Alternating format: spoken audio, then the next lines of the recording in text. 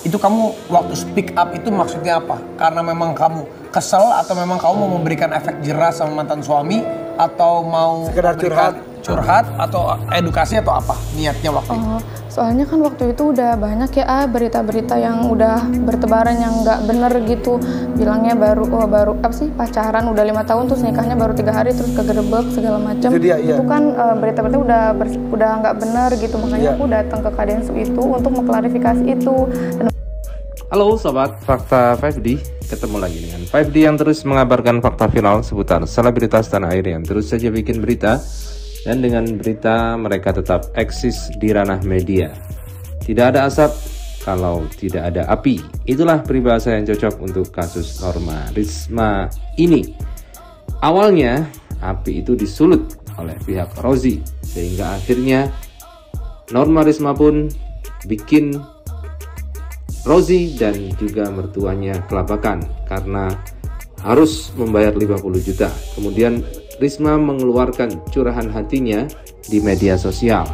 Akhirnya kasus ini viral. Dan untuk mengklarifikasi, Norma Risma ngomong di podcastnya Denny Sumargo. Namun sebenarnya api itu sudah mereda. Namun kembali disulut oleh Rozi dan dia membawa pengacara dan bahkan melaporkan Norma Risma ke kepolisian. Akhirnya dia pun harus speak up lagi, ngomong lagi di publik. Begitulah Norma Risma. Nah, bagaimanakah kupas tipis-tipisnya? Yuk kita simak saja pernyataan Norma Risma kepada Raffi Ahmad dan juga host yang lain, Irfan Hakim, di acara FYP. Jangan lupa like, subscribe, dan komennya karena selalu ada doa dalam setiap lentikan jadimu.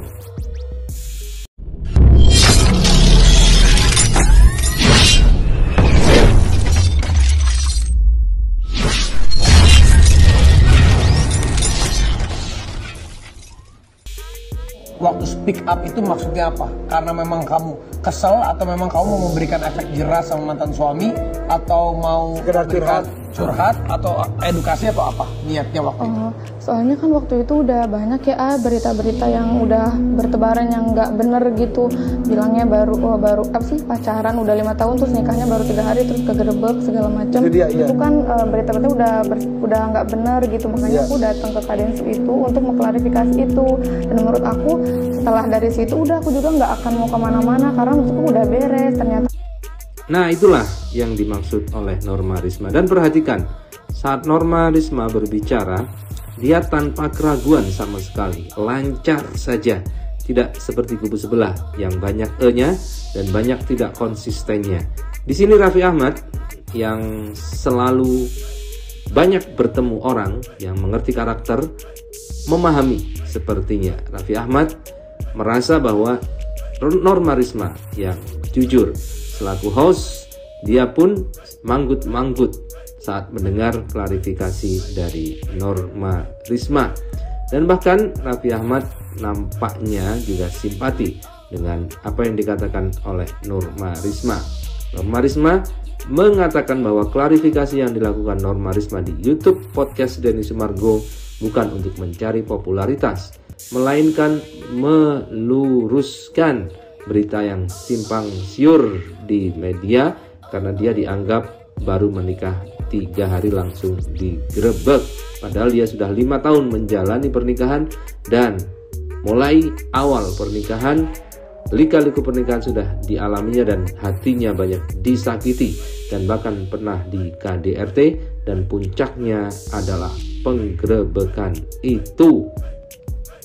Berita yang udah bertebaran yang nggak bener gitu, bilangnya baru apa sih pacaran udah 5 tahun terus nikahnya baru 3 hari terus kegerebek segala macam. Itu kan berita-berita udah nggak bener gitu, makanya aku datang ke Kadensu itu untuk mengklarifikasi itu.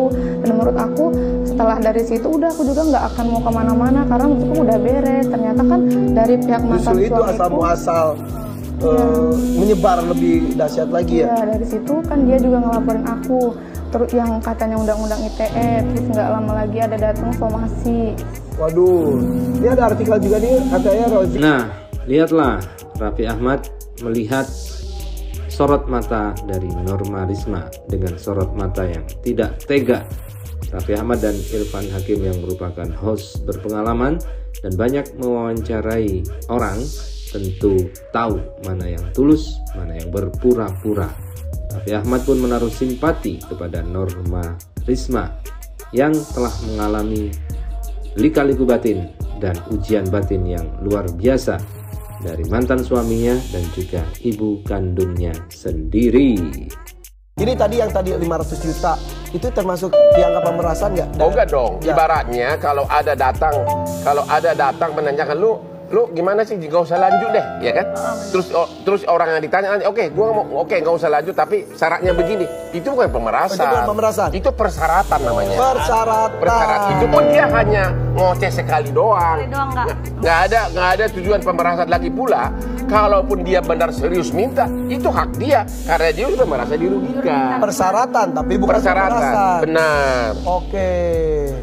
Tapi saya dengar, maaf Norma, betul nggak sih kamu pernah ditransfer uang damai 25 juta tambah 25 juta jadi 50 juta? Oh itu memang ada sih Kak, pembayarannya tunai langsung. Itu dalam rangka apa dan untuk apa? Waktu itu awalnya kan yang minta itu bapak untuk mengurus perceraian. Jadi awalnya tuh bapak minta 50, 25 untuk si mantan suamiku, 25 untuk emak gitu kan. Nah si mantan suamiku bersedia bayar yang 25. Kalau 25 untuk aku tuh sebenarnya aku nggak minta Kak, karena kan sebelumnya ada sempat KDRT juga pas perebutan barang gitu.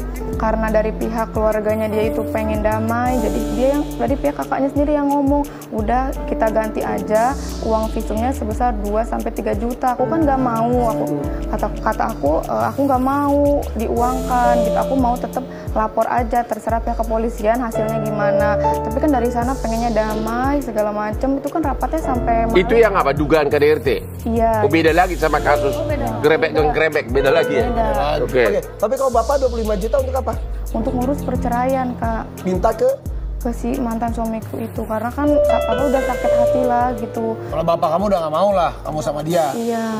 Itu kamu waktu speak up itu maksudnya apa? Karena memang kamu kesel atau memang kamu mau memberikan efek jerah sama mantan suami, atau mau sekedar curhat atau edukasi, atau apa niatnya waktu itu?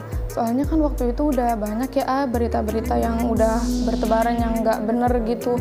Bilangnya baru apa sih pacaran udah 5 tahun terus nikahnya baru 3 hari terus kegerebek segala macam. Iya. Itu kan berita-berita udah nggak bener gitu, makanya aku datang ke Kadensu itu untuk mengklarifikasi itu. Dan menurut aku setelah dari situ udah aku juga nggak akan mau kemana-mana karena menurutku udah beres. Ternyata kan dari pihak mantan justru itu asal menyebar lebih dahsyat lagi ya. Iya, dari situ kan dia juga ngelaporin aku. Terus yang katanya undang-undang ITE, terus nggak lama lagi ada datang somasi. Waduh, ini ada artikel juga nih katanya Rozi